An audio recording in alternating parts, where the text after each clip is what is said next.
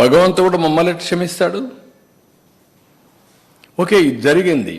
జరిగిన తర్వాత మీరు ఏం చెప్పాలి?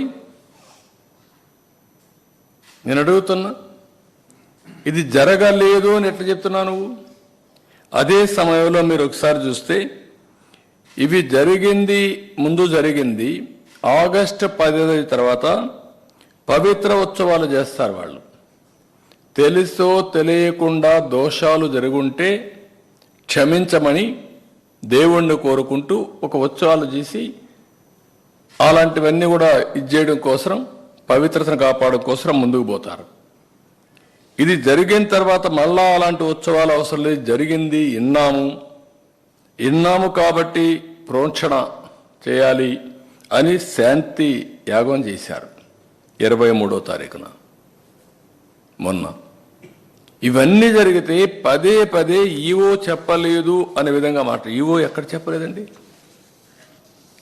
నేను తప్పు చేశానని మాట్లాడుతున్నాడు. నేను ఎక్కడ తప్పు చేశానండి? అంటే మీ పీరియడ్లో ఈ మార్గ జరిగింది, పలాని కాంట్రాక్టర్కి ఇచ్చారు, 319 రూపాయలకు గీకిచ్చారు, నాసిరకం గీ వచ్చింది అని అంటే ఏ విధంగా మీరు సమాధానం చెప్పాలండి? నేను అడుగుతున్నా, ఎందుకు కండిషన్స్ అన్నీ మార్చారండి? టెండర్ పిలవడానికి ఎందుకు కండిషన్స్ మార్చారో సమాధానం చెప్పండి.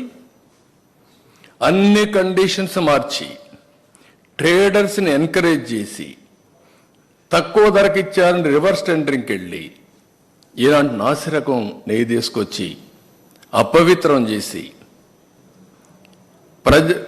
ఎన్నిసార్లు భక్తులు ఆందోళన చేశారండి. అక్కడ అన్నదానంలో అన్నం బాగాలేదని, భోజనం బాగాలేదని ఎన్నిసార్లు చెప్పారండి? అదే మాదిరిగా రూములు బాగాలేవని ఎన్నిసార్లు చెప్పారండి? ప్రసాదం బాగాలేదని ఎన్నిసార్లు డెమాన్స్ట్రేట్ చేశారండి? అలాంటి నాసిరకమైనటువంటి పదార్థాలను వాడి ఇలాంటి తప్పుడు పనులు చేసి